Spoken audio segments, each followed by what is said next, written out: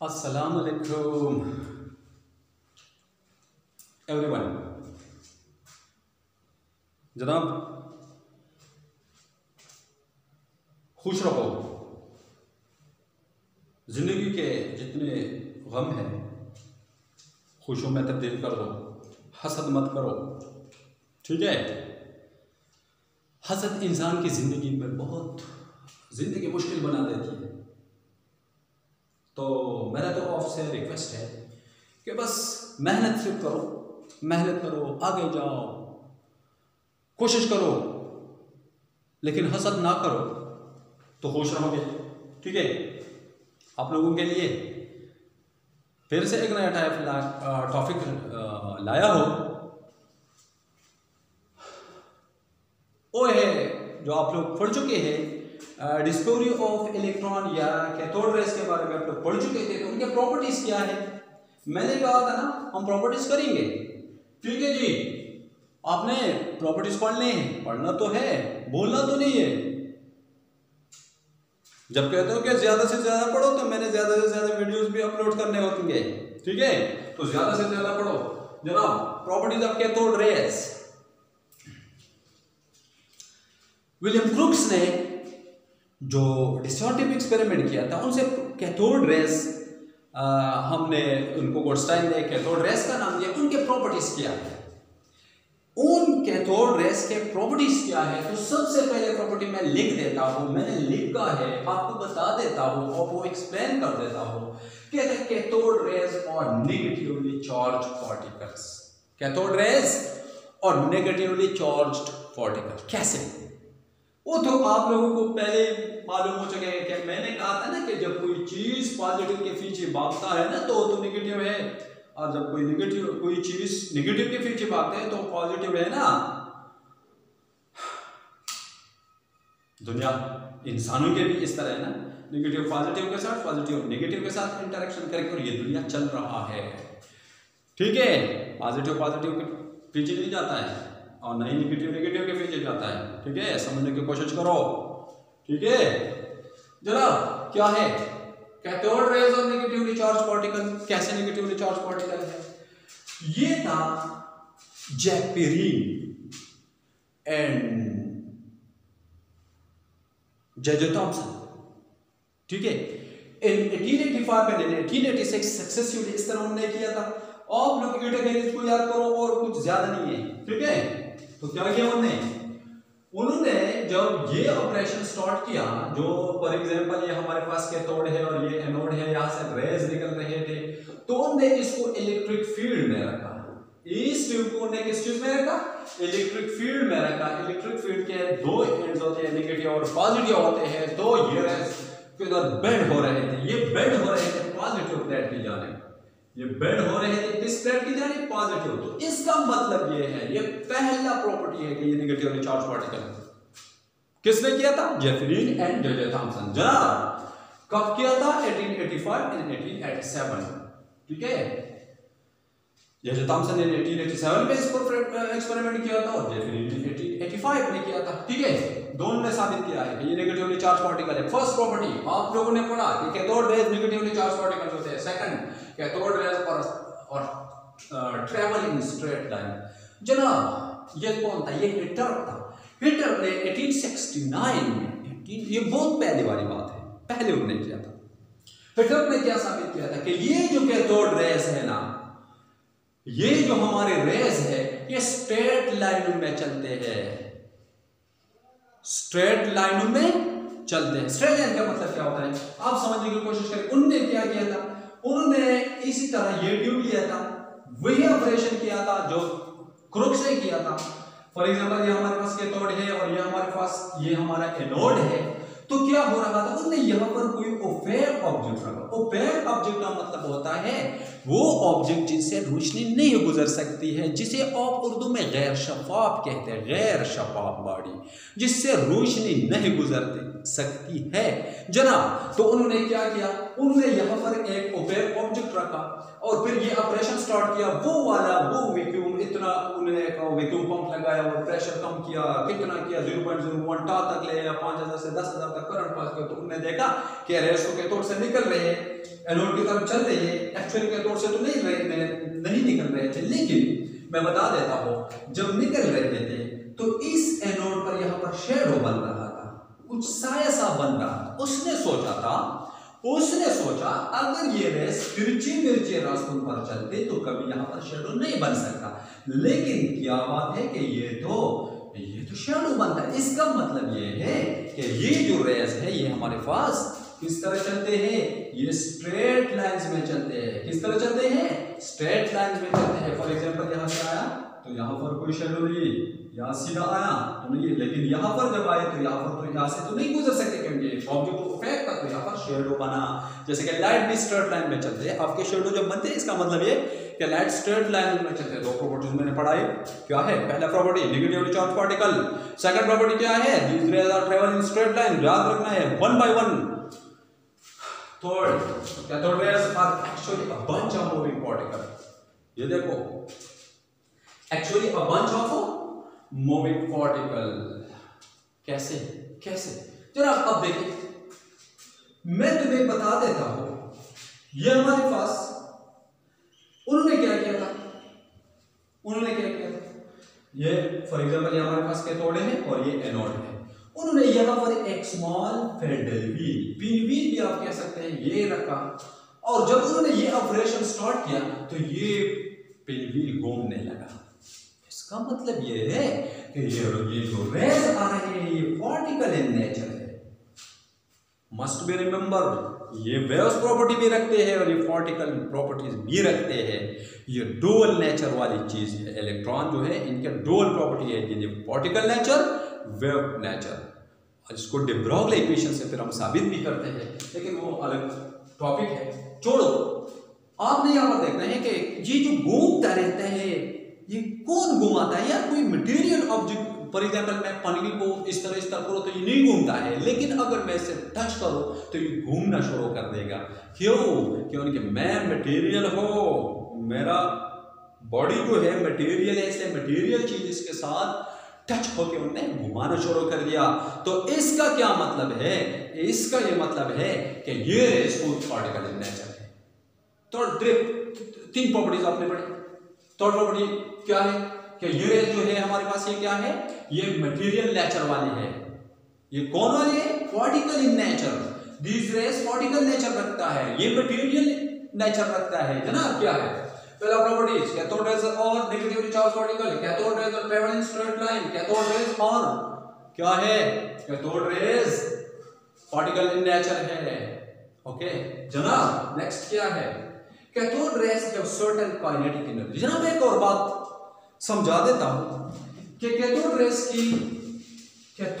की एक और प्रॉपर्टी मैं बताने वाला हूं। वो क्या है? कैथोड रेज की एक और प्रॉपर्टी आप पढ़े। वो प्रॉपर्टी क्या है? वो प्रॉपर्टी है कि इनके काइनेटिक एनर्जी। फॉर एग्जांपल यहां पर आप ले ले ये ट्यूब ले ले, फॉर एग्जांपल ये कैथोड है और ये एनोड है। अगर यहां पर कोई मेटालिक फॉइल में रखो, मेटालिक फॉइल का मतलब है कि मेटल का थोड़ा सा छोटा सा टुकड़ा में इसको के अंदर रखो। उन्होंने क्या किया था कि उन्होंने इसके अंदर वो थोड़ा सा मेटल का छोटा सा टुकड़ा रखा, और जब ये ऑपरेशन स्टार्ट किया और फिर ऑपरेशन बंद किया तो उन्होंने देखा कि वो गर्म हो चुका था, बहुत ज्यादा गर्म था, वो टुकड़ा बहुत गर्म था। तो उसने क्या सोचा? उसने सोचा था यार इसको एनर्जी कहां से मिला था, इस टुकड़े को एनर्जी कहां से मिला था। तो उन्होंने सोचा था कि ये जो रेज आ रहे थे एक्चुअली उनमें एनर्जी था, उस एनर्जी को ने इस मेटालिक फॉइल को ट्रांसफर किया। मेरा ये हाथ है, आप देखो ये इसका इतना ज्यादा गर्मी नहीं है, लेकिन मैं अगर इस तरह करो, करते रहो तो ये गर्म होना शुरू हो जाता है, क्योंकि यहाँ से इसमें काइनेटिक एनर्जी है जो इसको ट्रांसफर कर देता है। तो इसी वजह से इन रेज ने क्या किया? अपना काइनेटिक एनर्जी इस फॉइल को प्रोवाइड किया। तो इससे इसका क्या मतलब है कि इसमें एनर्जी होती है।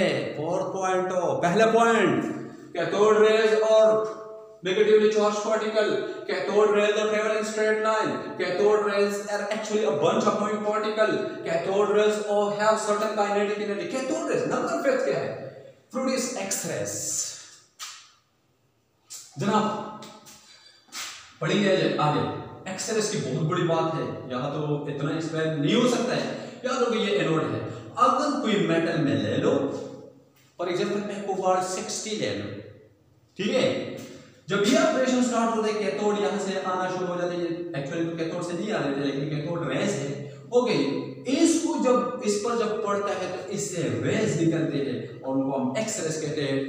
डरने की कोई जरूरत नहीं है, मैंने इस तरह एक्सप्लेन नहीं कर जैसा कि होना चाहिए। कैथोड एक्स रेस को अपना अलग टॉपिक है, मैं पढ़ाऊंगा तो आप लोगों को समझ आएगा कि यार एक्स रेस तो ये है, ठीक है, ऐसे पैदा होते हैं, फिर तुम्हें पता चलेगा कि कैथोड रेस कैसे एक्स रेस प्रोड्यूस होते हैं, ठीक है। समझने की आप इस तरह करेंगे कि यहाँ पर सिर्फ इतना पढ़े कि cathode rays produce X rays, cathode rays X rays produce कर देते हैं। जरा आगे जाके पढ़ेंगे तो जो लास्ट पॉइंट है आप इतना लिखिए बस, इसके बहुत सारे और प्रॉपर्टीज हो सकती है, आप लिख सकते हैं, लेकिन cathode rays can ionise gases, और ये भी जब आप इस तरह कर देते हैं कि जब आप इस ट्यूब के अंदर यहाँ पर कैथोड रेस प्रोड्यूस हो गई, ओके, इसके अंदर फॉर एग्जांपल हाइड्रोजन गैस है, तो ये एक ऑफ द हॉर्स फ्रीक्वेंसी होती है, हॉर्स एनर्जी होती है, फ्रीक्वेंसी और एनर्जी का आपस में डायरेक्ट रिलेशन है, तो हॉर्स फ्रीक्वेंसी हॉर्स एनर्जी होती है, तो जब इस पर पड़ता है तो बार बार जब इस पर पड़ता है तो इसे ये इलेक्ट्रॉन निकाल देता है। एक्चुअली यही इलेक्ट्रॉन कैथोड रेस है, इलेक्ट्रॉन पता चला था, मैंने आपको समझाया था।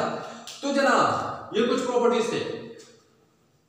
1874 में जीजे स्टोनी ने इन कैथोड रेस को इलेक्ट्रॉन बना दिया, ठीक है जनाब। चलते हैं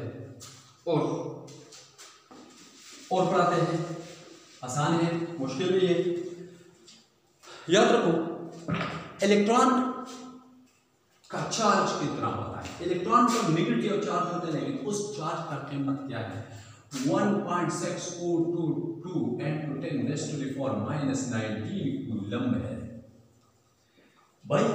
ये ओम एक्सपेरिमेंट करके आप इसको निकाल सकते हैं, लेकिन तुम्हारी कोर्स में शामिल है तो मैं भी नहीं निकालता। जरा इलेक्ट्रॉन का मास कितना है, मास में नहीं लिखा हूं, इसका चार्ज टू मास रेशो आप निकाल सकते हैं, वो है 1.7588 × 10⁻11 कूलम्बो पर केजी।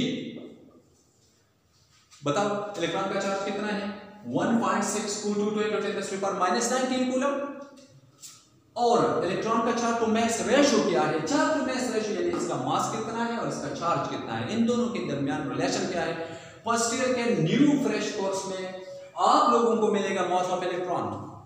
तो मास ऑफ इलेक्ट्रॉन आप अगर मैं एक क्लू बताऊं, एक तरीका बताऊं, आसानी से आप करना चाहिए, एक फॉर्मूला को जहन में याद रखो, कभी नहीं बोलना है कि mass of electron always be equal to charge of electron divided by charge to mass ratio of electron. Value put करे आप कीमत निकाल पाओगे।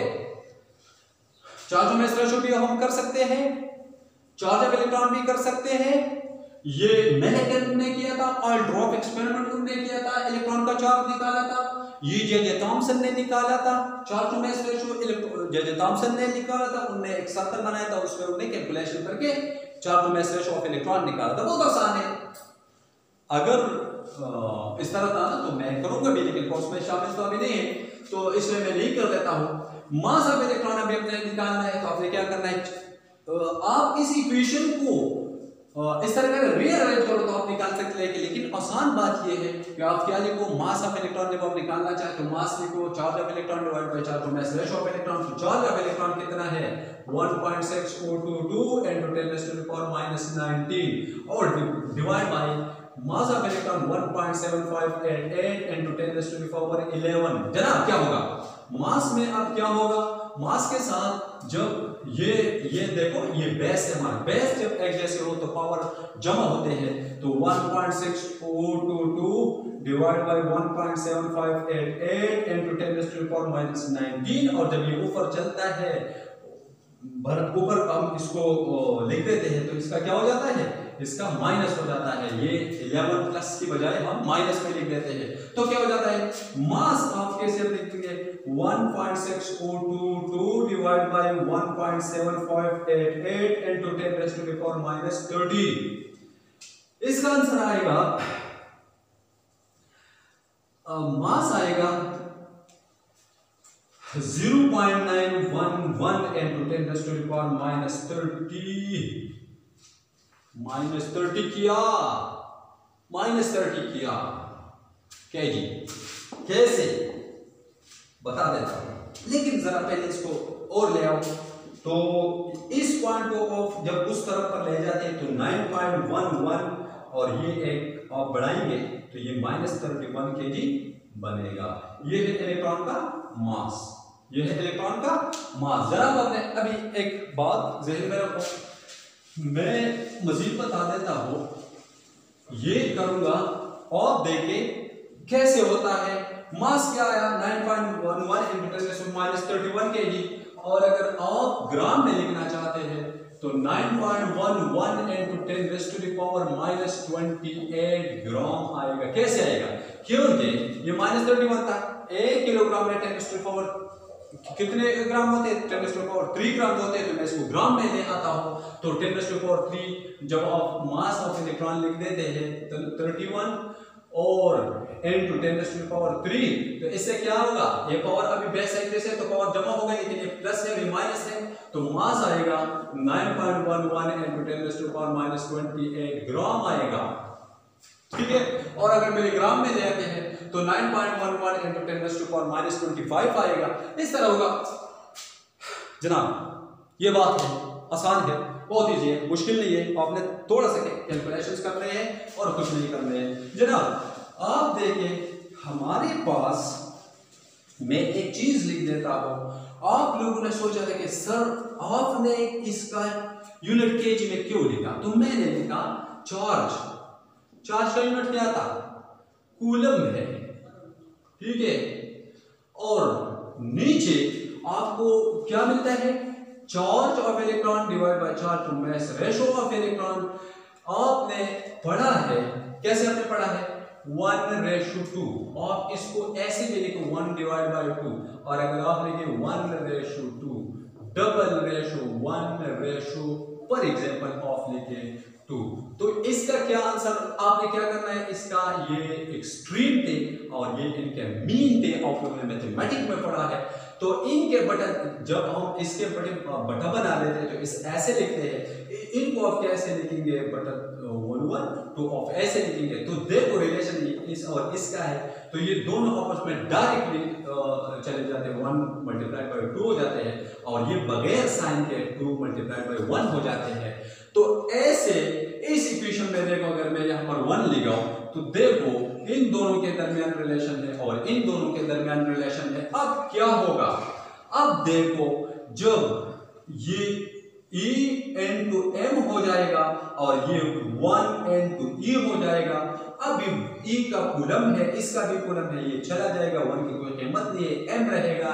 M मास है, मास किलोग्राम में लिखते हैं। दैट इज जनाब आपने ऐसा ही करना है। ठीक है, समझने की कोशिश करो। ये था हमारे पास कैथोड रेज, और फिर जब इनको इलेक्ट्रॉन का नाम दिया गया तो इसके बाद इनका चार्ज और मिलिकन ने निकाला था, इसका charge to mass ratio J Thomson ने निकाला था, फिर इसका मास। इन दोनों के ये जो उन्होंने वैल्यूज निकाली है, इनसे हम मास निकाल सकते हैं। हम क्या करेंगे? Charge divide by charge to mass ratio of electron, यही मैथमेटिकल कैलकुलेशन करेंगे। आपको आएगा 9.11 into 10⁻31 kg और 9.11 into 10⁻28 grams। तो जनाब ये है, वीडियो को अच्छी तरह से पढ़ें और देखें, पढ़े, ज्यादा से ज्यादा पढ़े। और अगर तुम चाहते हो कि मेरा इस तरह चलता रहे, मैं कुछ समझो, तो चैनल को सब्सक्राइब करें ताकि तुम्हें वीडियोस के अपडेट मिलते रहे। थैंक यू, अस्सलाम वालेकुम। उम्मीद है समझ आया होगा। अस्सलाम वालेकुम।